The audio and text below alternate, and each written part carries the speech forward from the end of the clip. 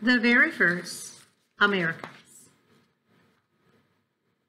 As I read each page out aloud, look closely at the details in the pictures. The very first Americans. Long, long ago, nobody lived in America.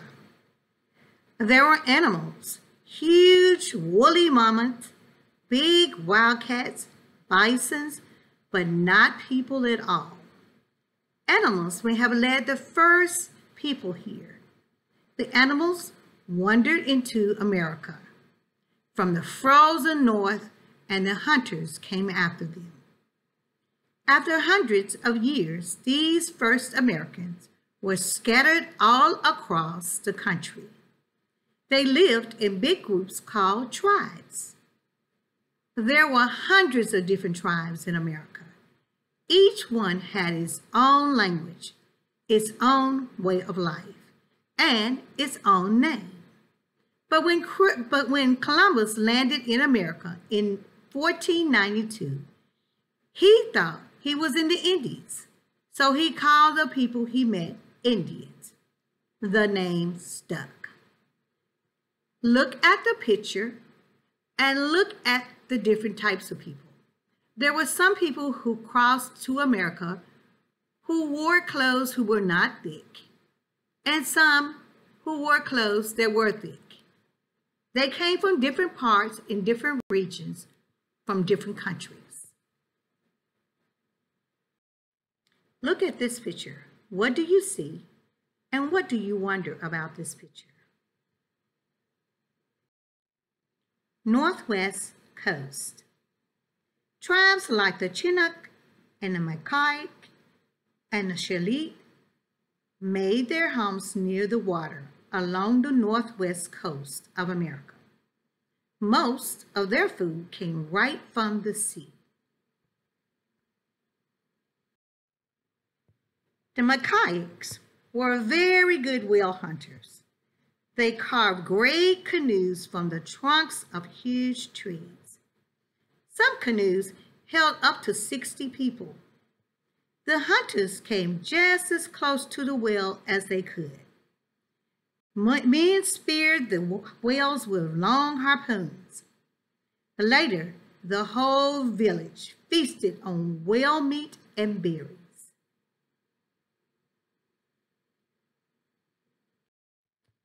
Fishing for salmon was much easier than hunting whales. Salmons were caught in traps that stretched from one side of the river to the other. Some fishermen believed that the first salmon caught were very special. They prayed over it, cooked it, and gave everyone a taste. Then they put the skeletons back into the river. They believed that this would bring more salmons back the next spring. Look at the picture. What do you see? What do you wonder about in this picture? All the tribes of the Northwest were fine woodworkers. The Halder built big wooden houses that faced the sea. Sometimes they carved their front door to look like an animal's mouth. The Halder also carved and painted giant totem poles with birds, animals, and people on them. The totem poles told family stories and legends. The Northwest people often had feasts. Sometimes they lasted several days. At the feast, the host gave away many gifts, blankets, jewelry, even canoes. The host wanted to give away as much as possible. It showed just how important and rich he was. Look at this picture. What do you see in this picture? What do you wonder about?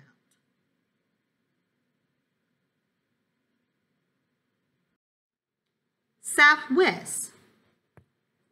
The hot, dry desert of the Southwest was where the Hopi, the Navajo, and a Zuni lived. The Hopi built clay houses high on the flat-topped mountains called mesas.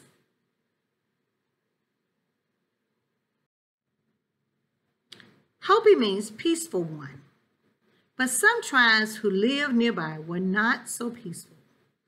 They raided Hopi village and stole food and blankets.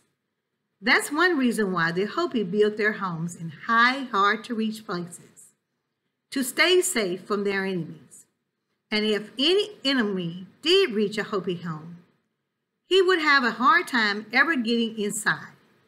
Instead of a front door, homes had holes in their roofs with ladders that could be pulled inside quickly.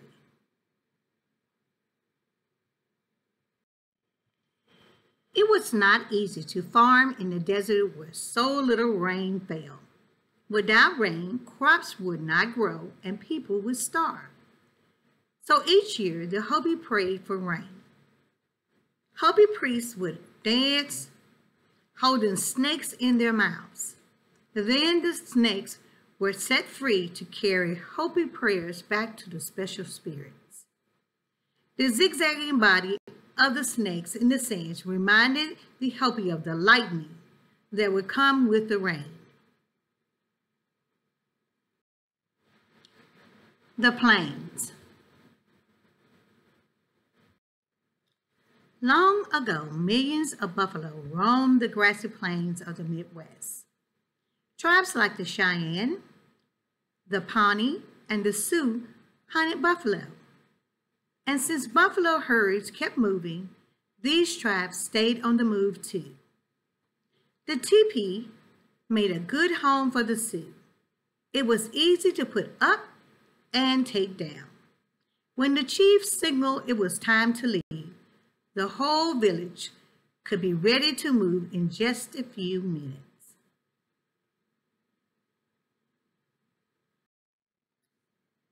Buffalo hunting was very dangerous. Hunters needed fast, brave horses. Indians honored their horses the same way they honored the best hunter, with eagle feathers. Look at the picture. The Native American young man is pulling up another Native American boy.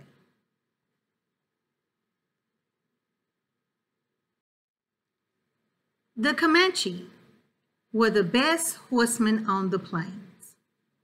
By the time a boy was a teenager, he could gallop at full speed, lean over, and swing another person onto his horse. This was important. It was easy to fall and get hurt during buffalo hunts.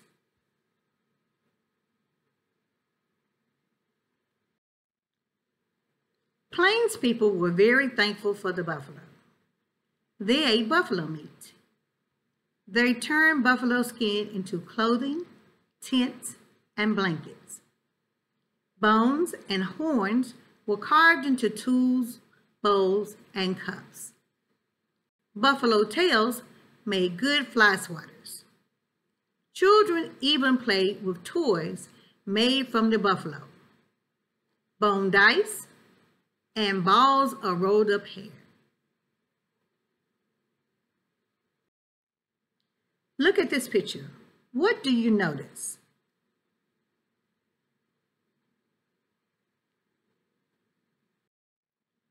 The woodlands. The Delaware, the Iroquois, and the Penobscot live in the eastern woodland. Trees were all around them, everywhere, and the woodland people put trees to good use. Branches became bows, or spears, or tools for farming. Barks were made into baskets, bags, and canoes. The Iroquois and the Delawares made longhouses out of trees and barks. They were so big, many families could live in just one.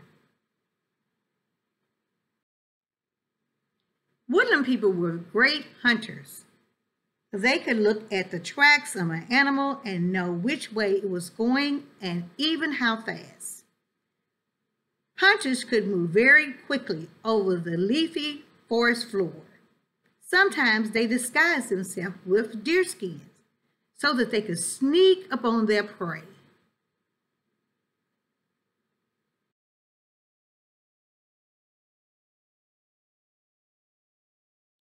Look at this picture.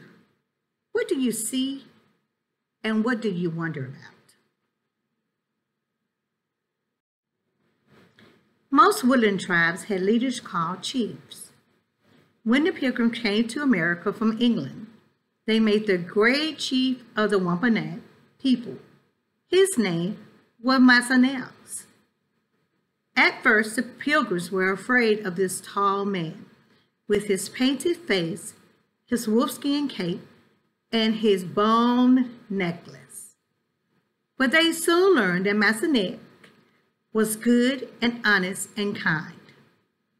Massanex promised to help the Pilgrims get settled in their new land and to live in peace with them. And he did, for all of his life. Some woodland people, like the Seminole, lived farther south, where it was warm all year long. They lived in houses called chickees, with a roof made out of palm leaves. The sides of the chickees were open to let the cool breeze in. The Seminoles made bright colored clothing and jewelry. The women sometimes wore hundreds of necklaces at the same time. Look at this picture. What do you see? And what do you wonder about this picture? Look at this picture. What do you see? And what do you notice about this picture? For hundreds of years, Indians were the only Americans. Then about 500 years ago, great ships began to arrive. People from Europe wanted to settle in America. The Indians tried to carry on with their ways of life, but it was not easy. As years passed, the settlers moved onto Indian land. They did not want the Indians to hunt or plant there anymore. By 1900, the new settlers had claimed most of the country.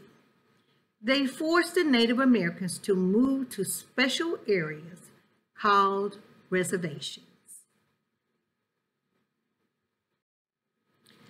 Today, almost 2 million American Indians make their homes in this country. More than a third live on reservations. The rest live in cities and towns. Many Indians say they walk into worlds. They are a part of today's America. But at the same time, they keep the ways of their people, the very first Americans.